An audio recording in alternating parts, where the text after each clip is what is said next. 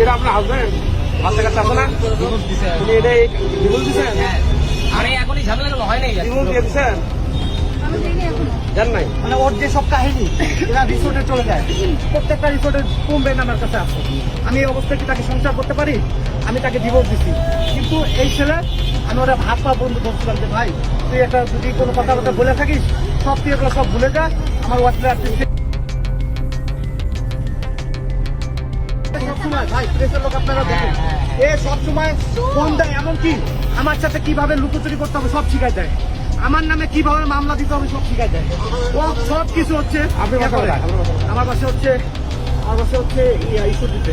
ঈশ্বরদীপ আপনার? হ্যাঁ বাংলা থেকে আপনি এখানে আসছেন? হ্যাঁ আমি ওকে ভাড়া করে আসছি। তোমার বাসা আজকে 7 দিন ছুটি নিচ্ছে ওর ধরার লেগে। এক জায়গায় আমার কুড়িগ্রামে, আমার এলাকায়, আমার নিজস্ব বাড়ি কুড়িগ্রামে, একই এলাকায় বাড়ি, ছোট ভাই হয় কিন্তু বয়স আমার 4 বছর ছোট।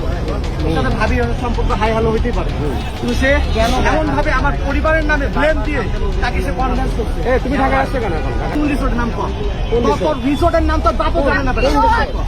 চুপ করো, তুমি আমার জীবন শেষ করছো, আমার 2টা বাচ্চার জীবন শেষ করছো, কেউ কোনো কথা বলবে না। আমার 2টা বাচ্চার জীবন শেষ করছো। ওর বিয়ে দিয়ে দেয়। আপনার মন এখন তুমি কি বিয়ে করবে ওদের? আপনিও নাকি বিয়ে করবেন? বিয়ে করবা? হ্যাঁ? না বিয়ে করে না। প্রত্যেকটা রিসোর্টে চাই। 2 দিন আগেও সেই রিসোর্টে একটা মাওয়া গেছে। এই পুরো কোথায় যাচ্ছেন আপনি? কোথায় যাচ্ছেন? দাঁড়ান এখানে। যৌতুকের জন্য 10 লাখ টাকা চাইছে। যার কারণে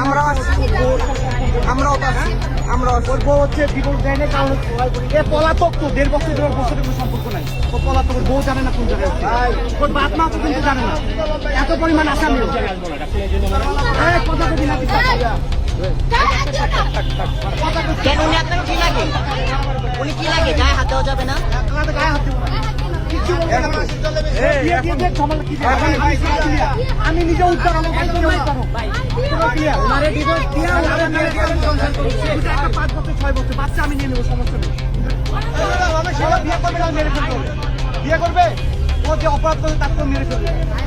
আচ্ছা গায়ে হাত আচ্ছা আপনার মন্তব্যটা বলেন, আপনি কি করতে চান? আপনি কি বিয়ে করবেন নাকি ছেড়ে দিবেন? কি করবেন? চলে যাবেন না, আগে চলে যাবেন না। বাচ্চার কথা মনে নেই, আপনিও তো একমাত্র সন্তান।